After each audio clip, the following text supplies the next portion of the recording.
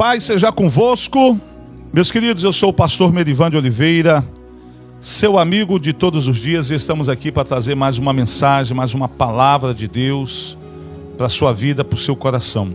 A gente sempre tem procurado trazer, queridos, uma mensagem de uma forma simples, que você possa compreender as verdades que estão nela, para que, se você colocar em prática, você possa experimentar a boa, perfeita e agradável vontade de Deus para a sua vida. E o nosso texto de hoje está baseado na carta de Paulo a Filemon. A carta de Paulo a Filemon, capítulo, só tem um capítulo, né? Capítulo 1, e o versículo de número 6. O versículo de número 6, que diz assim: Filemon, versículo 6.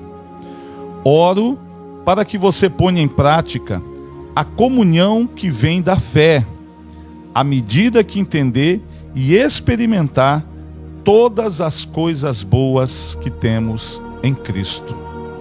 Amém, queridos? Louvado seja Deus. Vamos entender aqui um pouco o contexto da carta de Paulo a Filemon. Filemon era um homem muito rico, que possivelmente tinha uma igreja na sua casa, porque Paulo, quando começa, né, queridos, a sua carta, ele escreve essa carta para Filemon, que ele chama de amado colaborador, tá, queridos? E também ele escreve essa carta não somente a Filemon, mas ele escreve a Áfia e Arquipo, o Arquipo, né, queridos, que tinha uma igreja na sua casa.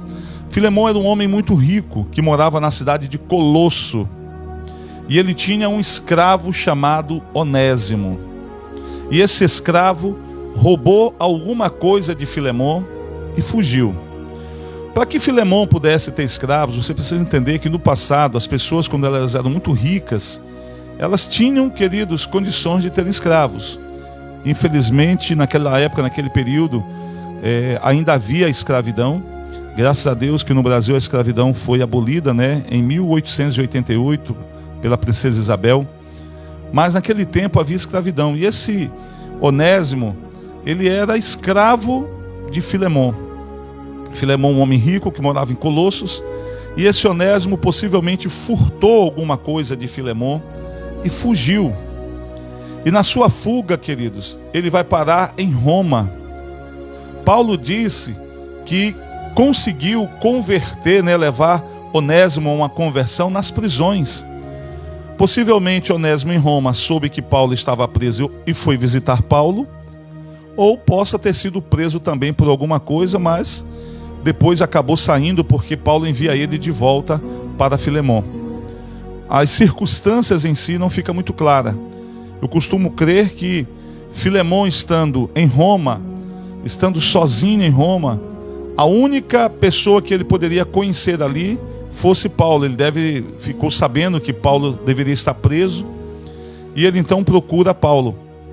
A prisão de Paulo em Roma, a princípio, a Bíblia também chega ao ponto de dizer que quando ele chegou em Roma, ele ficou em uma prisão domiciliar. Ele ficava na sua casa, ele não podia se ausentar da cidade. E talvez nesse contexto, Onésimo se encontra com ele. Onésimo é evangelizado por Paulo. E agora Paulo, queridos, prepara Onésimo para voltar para a casa de Filemon. A ordem, tá, queridos, a lei naquela época decretava que todo escravo que fugisse, ele deveria ser morto. A ordem era para matar todo escravo que porventura fosse um escravo fujão. Fosse, né, queridos, algum escravo que tivesse feito alguma coisa errada. E agora, Paulo, quando escreve, queridos, essa carta para Filemon, ele escreve no intuito de que Filemon possa colocar em prática, através da vida de Onésimo, ele colocar em prática tudo que ele aprendeu a respeito da palavra de Deus. É por isso que o versículo 6, Paulo diz assim: oro para que você ponha em prática a comunhão que vem da fé. A comunhão significa perdoar pecados. Sabe, queridos, perdoar quem te ofendeu, quem te feriu. A comunhão faz com que você transforme inimigos em amigos. Um certo presidente dos Estados Unidos, que eu não me recordo o nome, ele tinha uma frase que ele disse assim: eu destruo os meus inimigos quando os transformo em meus amigos. Porque a partir do momento que o inimigo se torna amigo, ele deixa de ser inimigo. Então a inimizade foi destruída para que uma amizade pudesse nascer. A gente percebe muito isso no meio político. Pessoas que estão aí se alfinetando quando são contrárias umas às outras, se alfinetam, se agridem, mas depois, quando querem concorrer a cargos e precisam estar juntos, trocam palavras de amor. Pelo menos, queridos, é um exemplo que eu quero dar para você, mesmo sendo muitas das vezes uma amizade superficial, não verdadeira. Porque muitas das vezes, na verdade, o que prevalece entre os políticos que se unem, mesmo que no passado tenham se agredido, na verdade o que sempre vai prevalecer foi a agressão que fizeram. Eles não vão mudar de pensamento que um tem a respeito do outro. Eles mudam de pensamento com relação ao povo, quando eles estão na mídia. Aí eles se elogiam. Mas sempre que vai prevalecer, infelizmente, no meio da política, é o que eles fizeram de agressão um para o outro. Mas no meio evangélico, não, queridos. O perdão precisa ser verdadeiro. O perdão não pode ser da boca para fora. Você não pode dizer, eu te perdoo, mas é você lá e eu aqui. Não quero mais saber de você. Nossa amizade acabou. Não existe isso. É lógico que quando uma amizade, queridos, ela sofre um abalo por conta de uma traição, de repente você contou um segredo para um amigo e esse amigo contou para outras pessoas, é lógico que a confiança nesse amigo fica abalada. Você pode continuar sendo amigo, só que agora você vai aos poucos novamente, sabe, queridos, voltar a confiar nessa pessoa. Aquele que lhe traiu vai ter que também ter paciência e entender que não vai ser da noite para o dia que ele vai recuperar a confiança. Ele precisa dar provas de mudança, de transformação. E é exatamente isso que Paulo estava pedindo para Filemon, dizendo para Filemon, olha, eu oro para que você ponha em prática a comunhão que vem da fé, à medida que entender e experimentar todas as coisas boas que temos em Cristo. Quais são as coisas boas que nós temos em Cristo? Nós temos amor, nós temos perdão, nós temos fidelidade, nós temos retidão. Tudo isso nós aprendemos com Cristo Jesus e devemos, queridos, colocar em prática na nossa vida. Não posso ser jamais um cristão de palavras. Jesus falou severamente com relação a esse tipo de vida que alguns cristãos estavam vivendo naquela época. Mateus 15:8, esse povo me honra com os lábios, mas o coração está bem longe de mim. Ou seja, esse povo com palavras diz que me ama, mas as suas atitudes me provam o contrário. Deus não vai se deixar se levar por palavras bonitas, palavras de lisonjas, queridos. Deus não vai se deixar se levar, sabe, por palavras bonitas, até difíceis que você possa incluir no seu vocabulário na hora de orar e conversar com Deus. Deus, ele vai sondar o coração para ver se tudo que você está falando é verdadeiro. O Salmo 139 diz que Deus prova a mente e esquadrinha o coração do homem para o conhecer. Antes que a palavra possa chegar na ponta da nossa língua, Deus sabe o que vamos falar e Deus sabe a intenção com que nós vamos falar. Deus é o Deus que não se deixa se escarnecer, queridos. Deus, ele conhece o homem porque ele fez o homem. Deus conhece o interior do homem. Deus, ele sabe de toda a maldade que os homens, queridos, no passado praticavam ou tramavam contra ele. Jesus sempre amou as pessoas. Ele andou no meio de bandidos, ele andou no meio, queridos, sabe, de prostitutas. Ele estava no meio de pessoas que eram muitas das vezes excluídas da sociedade. Jesus estava ali, estendendo umas mãos para essas pessoas, levando o amor até elas. Jesus sempre se preocupou com órfãos e com viúvas. Então, queridos, o que Paulo está pedindo para Filemon? Coloque em prática o que você tem aprendido. Queridos, entenda que a verdadeira vida cristã de um homem ou de uma mulher, ela é a prática daquilo que ele crê. É a prática daquilo que ele prega de acordo com a palavra de Deus. Você percebe, por exemplo, na história do bom samaritano, que um judeu que foi assaltado, estava jogado à beira do caminho. A Bíblia diz que primeiramente passou um sacerdote, olhou, mas não se compadeceu. O sacerdote que pregava o amor no templo. mas passou e foi embora. Depois veio, a Bíblia diz, veio um levita, aquele que canta canções que falam de amor, de perdão, de misericórdia. Olhou o homem ferido ao chão e foi embora. Depois veio um samaritano. Os samaritanos não gostavam de judeus. E o samaritano então se compadeceu daquele judeu, colocou, queridos, azeite nas suas feridas e deu vinho para ele beber. O homem, o judeu que estava ferido, recobrou as forças, as energias, as suas faculdades mentais, foi conduzido por esse samaritano e colocado em cima do seu animal e conduzido a uma estalagem onde ele pudesse ser cuidado. Jesus fez uma pergunta: qual foi o próximo? Porque ele estava explicando que nós devemos amar o próximo como a nós mesmos. E ele perguntou qual foi o próximo daquele homem machucado, daquelas 3 pessoas que viram ele naquela situação.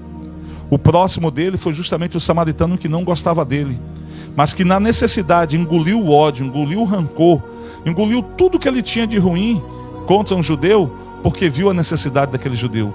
Olhou para ele e não viu como um judeu, viu como um homem ferido que precisava de ajuda.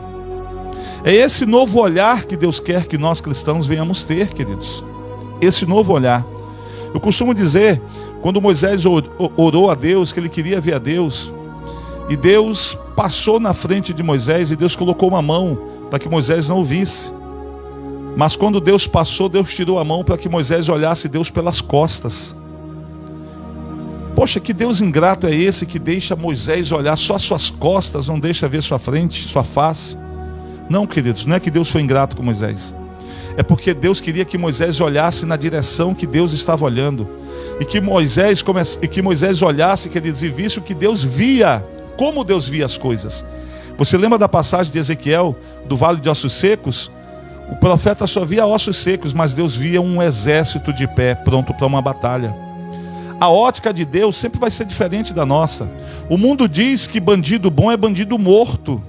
Mas quando Deus olha para um bandido, ele não tem, queridos, prazer na morte do bandido. Deus quer que o bandido antes se arrependa dos seus pecados, se converta. O Senhor cure o seu caráter e também o Senhor cure a sua vida e lhe salve. Deus sempre vai olhar de forma diferente. E os servos de Deus, os filhos de Deus, precisam acompanhar esta visão. Os servos de Deus precisam caminhar no mesmo caminho que Jesus caminha, fazer as mesmas coisas que Jesus faz. Paulo estava suplicando isso para Filemon. Por quê? Porque Filemon agora haveria de receber um escravo fujão. Ele iria receber, queridos, um escravo que, além de ter fugido, fugiu porque roubou alguma coisa de Filemon. Paulo, então, leva Onésimo ao arrependimento dos seus pecados, ao arrependimento do seu roubo. Onésimo se arrepende de tudo isso. Onésimo se converte, recebe Jesus como Senhor e Salvador. Paulo o batiza nas águas. Paulo o discipula ali e o prepara para enviar de volta para Filemon. Onésimo representava a prova dos 9, como diz o pessoal, na vida de Filemon. Onésimo seria, queridos, a prova para Paulo ver o quanto Filemon estava de fato e verdade transformado e convertido. Ele está mandando de volta alguém que feriu Filemon, alguém que roubou Filemon, alguém que fugiu, queridos, fazendo Filemon passar uma sensação ruim porque ele perdeu um escravo. E agora, como é que Filemon vai receber este homem? Paulo disse para ele, a palavra Onésimo significa útil. E aí Paulo diz para Filemon, Onésimo em outro momento te foi inútil, mas agora ele é útil. Paulo diz assim para Filemon, não recebe Onésimo como escravo, mas recebe como um irmão em Cristo Jesus. Agora ele vai te servir muito mais e muito melhor, porque agora ele é nosso irmão, não é mais teu escravo, ele é nosso irmão. Você precisa recebê-lo como irmão. Paulo foi além para mostrar para Filemon, queridos, o quanto ele era pecador também, o quanto ele tinha errado também. E assim como ele recebeu o perdão de Deus, ele precisava perdoar Onésimo. Paulo disse, se Filemon ficou te devendo alguma coisa, se ele te roubou e ficou te devendo alguma coisa, coloca na minha conta, que eu vou te pagar depois. Mas lembre-se que entre a dívida de Onésimo e a tua dívida para comigo, a tua dívida é muito maior. Porque outrora Filemon era um homem pecador, caminharia, queridos, como todo homem natural caminha em direção à perdição. Paulo foi a provisão de Deus na vida de Filemon.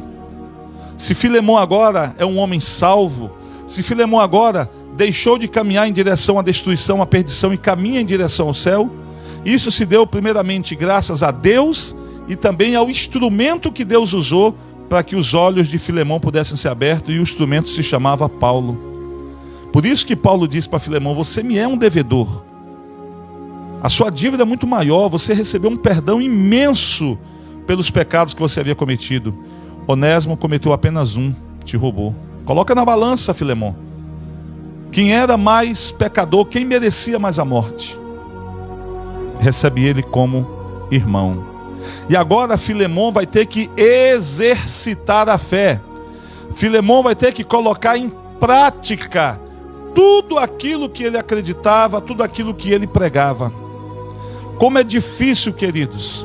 Infelizmente nós temos visto muitos cristãos vivendo um verdadeiro divórcio espiritual entre aquilo que crê e prega com aquilo que vive. Muitos pregam amor, mas por trás estão se odiando. Muitos pregam a paz, mas por trás estão guerreando. Muitos pregam o perdão, mas por trás estão se ofendendo, se ferindo, se machucando. Você não tem o direito de abrir feridas em ninguém, porque você não tem o poder de cura sobre elas. Você precisa exercitar, queridos, a sua fé. Lembrando aqui, parafraseando uma canção da saudosa pastora Ludmila Ferber, amor e perdão são da mesma essência e raiz. Você precisa exercitar perdão. Você precisa exercitar o amor. Um cristão, quando deixa de anunciar a palavra de Deus para alguém que precisa, ele não está exercitando o amor. Quando alguém no passado te feriu, te machucou, e você continua vivendo hoje debaixo dessa ferida, você não está exercitando o perdão. Queridos, é necessário viver como nova criatura. É necessário viver em novidade de vida. A Bíblia diz em Miqueias 7, versículo 19, que Deus lançou o nosso passado no mar do esquecimento. Tudo isso para que a gente possa viver em novidade de vida. 2 Coríntios 5,17 diz que quem está em Cristo é nova criatura, as coisas velhas passaram, eis que tudo se fez novo. A Bíblia diz em Romanos 8,1 que nós não estamos mais debaixo de condenação. Eu não posso mais viver debaixo da condenação do pecado. Eu sou livre para amar e livre para perdoar, queridos. Muitas das vezes eu prefiro me calar diante das ofensas que me fazem e permitir, queridos, que a justiça de Deus prevaleça.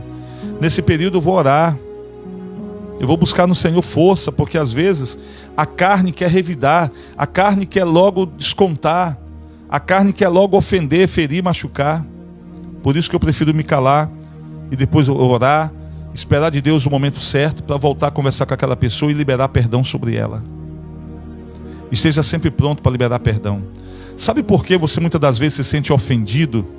Porque toda vez que alguém te ofende, a ofensa toca no teu orgulho. Toda vez que a ofensa tocar no teu orgulho, você vai se sentir ofendido. Mas quando a ofensa tocar na tua humildade, você não se ofende. Você não se machuca. Porque ela está tocando na tua humildade. Você está reconhecendo o que está por trás daquela pessoa. Não é o meu irmão que está me ofendendo, mas é um espírito maligno que está usando ele para me ofender. Mas também não vá, queridos, chegar para essa pessoa e dizer para ela, olha, você está falando essas palavras de ofensa para mim, mas eu te perdoo, porque na verdade não é você que está me ofendendo, mas é o próprio Satanás que está te usando para me ofender. Aí você vai colocar gasolina na fogueira da briga, né, queridos? Não é dessa forma. Apenas tenha entendimento. Há um trecho, queridos, de Isaías capítulo 43, versículo 10, que Deus diz para o povo de Israel, vós sois o povo que eu escolhi, a nação que eu elegi, eu ordenei vocês, sabe, para que vocês possam saber, crer e entender que eu sou Deus. O grande problema, queridos, dos cristãos, de muitos, é que eles ainda não entenderam quem eles são agora, em quem Deus os transformou agora. Nós somos, queridos, cidadãos celestiais. Nós não somos mais dessa terra. Nós não temos que viver como pessoas dessa terra. Nós temos que viver como cidadãos do céu. E pessoas que são do céu não vivem, queridos, em contendas, em brigas. Não vivem, queridos, se agredindo, ferindo, machucando. Não, elas vivem perdoando, amando, estendendo as mãos, sendo amigas. É assim que um crente tem que ser, é assim que um cristão tem que ser. E para finalizar, queridos, essa mensagem, eu quero que você entenda uma coisa. Onésimo, a gente vê na história de Onésimo e na história aqui de Filemon, queridos, tá? A história do homem pecador para com Deus. Onésimo tinha uma situação de pecador, ele roubou, ele enganou, ele era um ladrão, um devedor, ele merecia a morte, sabe, queridos, quando ele fosse encontrado. Nós éramos pecadores também. E a Bíblia diz que o salário do pecado é a morte. Está lá, queridos, em Romanos, o salário do pecado é a morte. Romanos 3:23. Mas o dom gratuito de Deus é a vida eterna. Então entenda uma coisa. Paulo, quando entra na vida de Onésimo, sabe, Paulo ele intercedeu por aquele escravo perante o seu Senhor. Paulo aqui, queridos, é Jesus Cristo, sabe, intercedendo por nós perante o Pai. Nós temos também Onésimo, que fugia do seu Senhor, como as pessoas que muitas das vezes estão fugindo de Deus, que não querem conhecê-lo, porque sabem que se conhecer a Deus, vão ter que mudar de vida e elas não querem abandonar a prática do pecado. E Onésimo, ele aceitou a salvação, queridos. Ele aceitou o perdão. Onésimo estava voltando para a casa de seu senhor Filemon, sem saber como ele seria recebido. Ele poderia, no exato momento que ele chegasse, ele poderia ser morto. Mas agora, Onésimo já não se preocupava mais com a morte. Quando ele roubou algo do seu patrão, ele fugiu porque ele sabia que se ele fosse preso, ele seria morto. Mas agora, por livre e espontânea vontade, ele volta para casa, porque a morte já não mais o atemoriza. Ele soube que, passou a saber, né, queridos, que o viver era Cristo e o morrer uma fonte de lucro. Ele agora estava em paz consigo mesmo, estava em paz com Deus. Quando o homem está em paz consigo mesmo e em paz com Deus, ele deixa de temer a morte. Não é que a gente vai se expor à morte, andar em lugares perigosos. Ah, tal bairro, tarde da noite é perigoso andar por lá, que você pode ser assaltado e até morto. Você vai andar por lá naquele horário? Não. Aí é falta de sabedoria. Mas Onésimo, queridos, passou a não temer mais a morte, porque agora ele é um cidadão do céu, ele é um salvo. Ele está voltando para casa, sem saber qual seria a reação do seu Senhor. Mas uma coisa é certa: se o seu Senhor ordenasse que ele morresse, ele teria um lugar de descanso junto ao Pai. Porque agora ele não era, poderia ainda ser um escravo perante os homens, mas agora ele é filho do Deus Altíssimo, filho do Deus vivo, filho do Deus Todo-Poderoso, Criador de todas as coisas. Ele agora é filho. Pode ser escravo perante os homens, mas agora ele é filho de Deus, porque ele nasceu de novo. E os filhos de Deus, queridos, eles vivem novidades de vida. Os filhos de Deus, eles fazem o que é certo e fazem o que é correto. João, na sua terceira carta, quando ele escreve para Gaio, ele disse assim, João estava preso: olha, não tem coisa melhor do que saber que os meus filhos andam na verdade, que os meus filhos praticam a verdade. Ou seja, que os meus filhos estão vivendo de acordo com como a palavra de Deus diz que eles têm que viver. Não há alegria maior, e eu costumo dizer a respeito desse versículo, que o salário de um pastor, queridos, não é o que ele ganha da sua denominação no final do mês ou no início do mês, não é aquilo que a igreja, a tesouraria, que a diretoria da igreja repassa para ele como subsídio pastoral, como sustento pastoral. O salário de um pastor, o que faz um pastor ficar feliz, alegre, é olhar para suas ovelhas e ver que eles estão praticando a verdade que ele prega. A verdade de acordo com a Bíblia. Queridos, o que me deixa mais feliz é ver um irmão da igreja vivendo aquilo que eu ensinei de acordo com a palavra de Deus. Aí eu percebo o quanto eu fui útil na vida daquela pessoa. Onésimo outrora foi inútil, mas agora ele é útil. Filemão, então, graças a Deus, o recebe como um irmão e não mais como um escravo, ladrão e fujão. Recebe ele como irmão. Libera perdão, queridos.